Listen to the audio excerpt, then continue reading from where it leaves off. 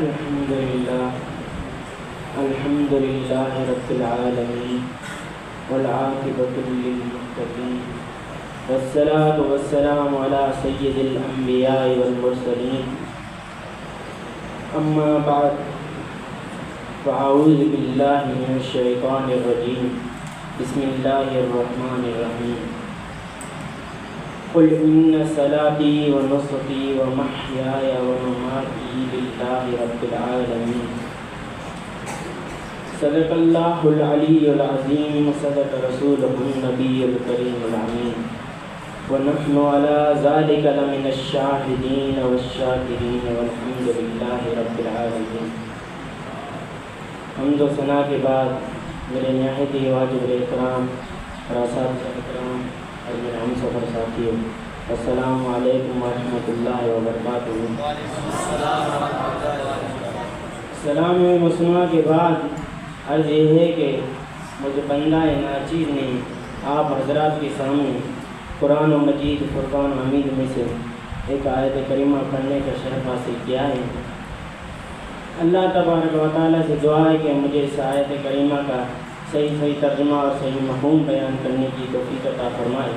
وما توفیقی الا باللہ العلی العظیم. حضرات محترم، فلسفہ کا مطلب ہوتا ہے حکمت. تو قربانی میں کون سی حکمت ہے؟ قربانی کا فلسفہ کیا ہے؟ اس کا جواب دینے کے لیے اللہ رب الکریم ذل جلالہ امن والہ اپنے حبیب پاک صاحب الاولاق حضرت محمد مصطفیٰ احمد مجتبیٰ صلی اللہ علیہ وآلہ وسلم کو ارشاد فرمایا کہ محبوب فرما دو بے شک میری نماز قل ان صلاتی و نسکی و محیای و مماتی للہ رب العالمین. کہ محبوب فرما دو بے شک میری نماز، میری قربانیاں، میری حیات، میری موت اللہ رب العالمین پروردگار کے لیے ہے. حضرات محترم، قرآن مجید کے اس ارشاد کے مطابق یہ بات کھل کر سامنے آ گئی کہ صرف قربانی ہی کیا، اپنی ساری زندگی حیات سے لے کر ممات تک اللہ رب العالمین کی امانت ہے. زندگی کا ہر لمحہ، تمام کی تمام حسنات و خیرات، سب کی سب عبادت و ریاضت صرف اور صرف اللہ رب العالمین کے لیے ہے. تو ان سب کی غایت ہے اللہ کی للہیت، اور للہیت سے قرب ملتی ہے اللہ کی قربت.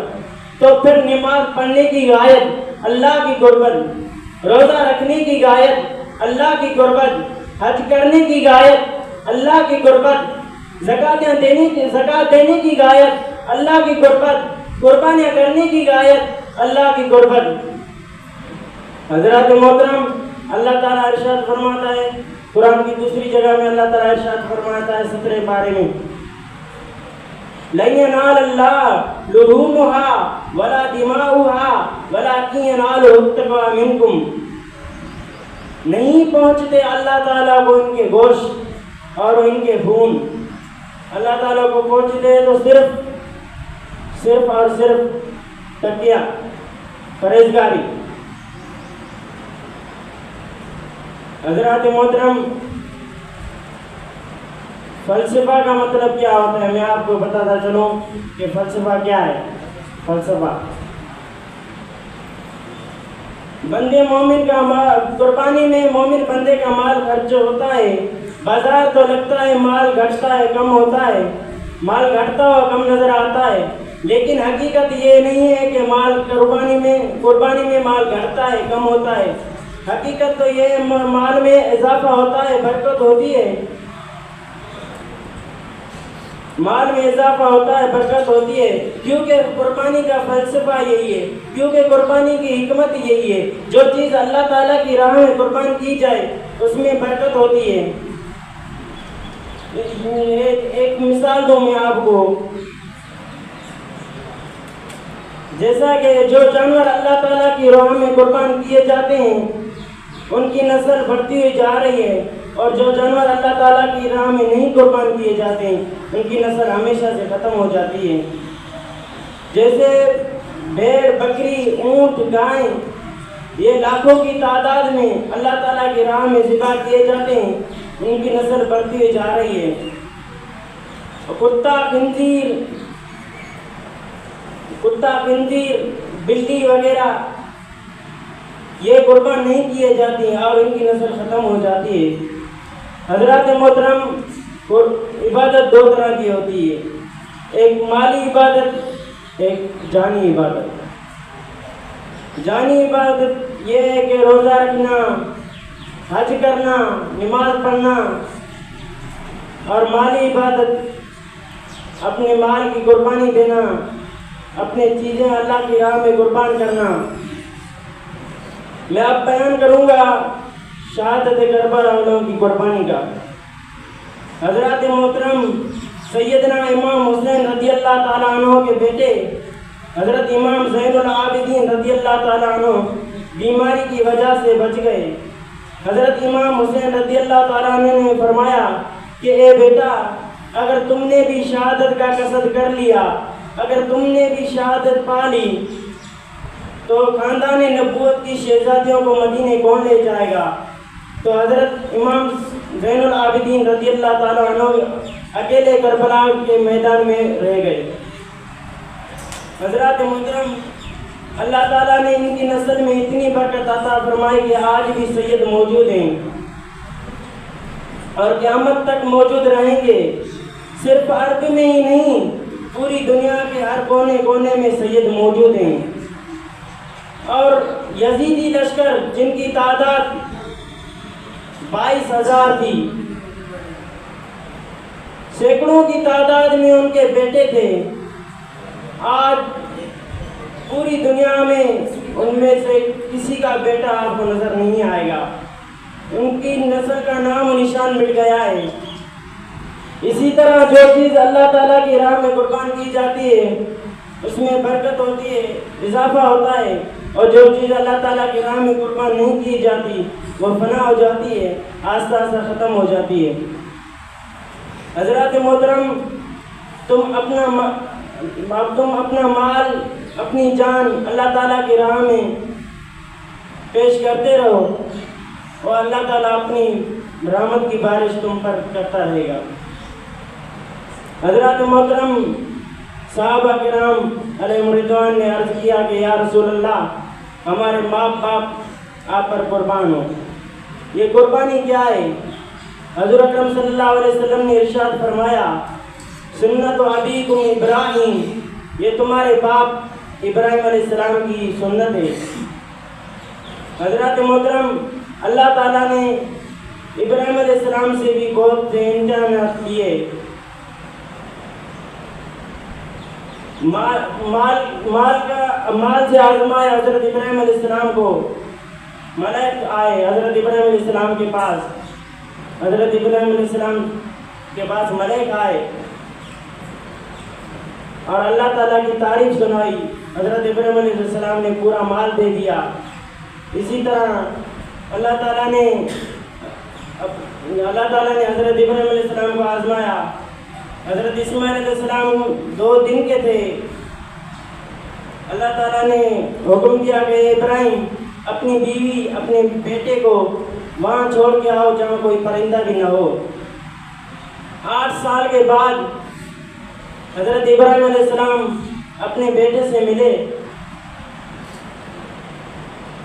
تو پھر اللہ تعالیٰ نے حکم کیا۔ ایک رات کو حضرت ابراہیم علیہ السلام کو خواب آیا کہ ابراہیم قربانی کرو۔ صبح ہوتے ہی حضرت ابراہیم علیہ السلام نے 100 اونٹ قربان کیے۔ پھر دوسری رات خواب آیا کہ ابراہیم قربانی کرو۔ پھر صبح ہوتے ہی حضرت ابراہیم علیہ السلام نے 200 اونٹ قربان کیے۔ پھر تیسری رات خواب آیا کہ ابراہیم اپنی محبوب چیز کو قربان کرو، اپنی پیاری چیز کو قربان کرو۔ حضرت ابراہیم علیہ السلام نے سوچا کہ مجھے تو محبوب اور پیارا اسماعیل علیہ السلام ہے، تو حضرت ابراہیم علیہ السلام حضرت حاجرہ رضی اللہ تعالیٰ عنہ سے فرمایا کہ اسماعیل کو تیار کرو، دوست کی دعوت پہ جا رہے ہیں۔ حضرت ہاجرہ رضی اللہ تعالیٰ عنہ نے حضرت اسماعیل علیہ السلام کو تیار کیا، حضرت ابراہیم علیہ السلام کے ساتھ بھیج دیا۔ شیطان کو مزہ نہیں آ رہا تھا۔ شیطان آیا حضرت ہاجرہ رضی اللہ تعالیٰ عنہ کے پاس کہ یہ تیرے بیٹے کو کہاں لے کے جا رہا ہے؟ حضرت ہاجرہ رضی اللہ تعالیٰ عنہ نے فرمایا کہ دوست کی دعوت پہ میرے بیٹے کو لے کے جا رہا ہے۔ کہ کہاں تیرے بیٹے کو دوست کی دعوت پہ لے کے جا رہا ہے؟ یہ اس کو ذبح کرے گا، یہ اس کو ذبح کرے گا، اس کی قربانی دے گا۔ حضرت ہاجرہ رضی اللہ تعالیٰ عنہ فرماتی ہے کیا کسی باپ نے کسی اپنے بیٹے کو ذبح کیا ہے؟ تو شیطان سچ بولنے پر مجبور ہو گیا، ویسے تو بولتا تو نہیں ہے، سچ بولنے پر مجبور ہو گیا۔ تو کہا کہ اللہ تعالیٰ کا حکم ہے، اس کو اللہ تعالیٰ کا حکم ہوا کہ اپنے بیٹے کو قربان کر۔ تو حضرت ہاجرہ رضی اللہ تعالیٰ عنہ فرماتی ہے کہ ملعون، یہ تو ایک بیٹا ہے، اگر ہزاروں بیٹے ہوتے بھی میں ایک ایک کر کے اللہ تعالیٰ کی راہ میں قربان کر دیتی۔ شیطان یہاں پہ بھی ناکام ہو گیا۔ پھر حضرت اسماعیل علیہ السلام کے پاس آیا کہ تمہارے بابا تم کو کہاں لے کے جا رہا ہے؟ حضرت اسماعیل علیہ السلام نے کہا کہ دوست کی دعوت پہ جا رہے ہیں۔ کہا نہیں، یہ تجھے قربان کرے گا، تجھے ذبح کرے گا۔ حضرت اسماعیل علیہ السلام نے کہا کہ نہیں، میرے بابا مجھ سے بہت پیار کرتے ہیں، بہت محبت کرتے ہیں۔ شیطان پھر ناکام ہو گیا، سچ پڑھنے پر مجبور ہو گیا، کہا کہ اس کو اللہ کا حکم ہوا ہے۔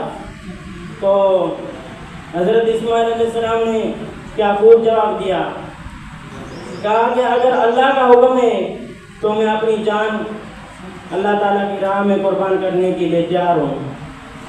حضرت ابراہیم علیہ السلام کے پاس آیا، کہا کہ اپنے بیٹے کو کہاں لے کے جا رہا ہے؟ حضرت ابراہیم علیہ السلام نے فرمایا کہ یہ بات تو صرف اللہ اور مجھے، اس بات کا تو صرف اللہ اور مجھے علم تھا، تو بیچ میں آنے والا کون ہے؟ حضرت ابراہیم علیہ السلام نے کہا پکا تو شیطان ہے۔ تو شیطان بھاگ گیا۔ حضرت ابراہیم علیہ السلام حضرت اسماعیل علیہ السلام کو لے کر آئے، اور حضرت ابراہیم علیہ السلام نے حضرت اسماعیل علیہ السلام کو پوری کہانی سنائی۔ حضرت اسماعیل علیہ السلام نے کہا کہ بابا اپنی آنکھوں پہ پٹی باندھو۔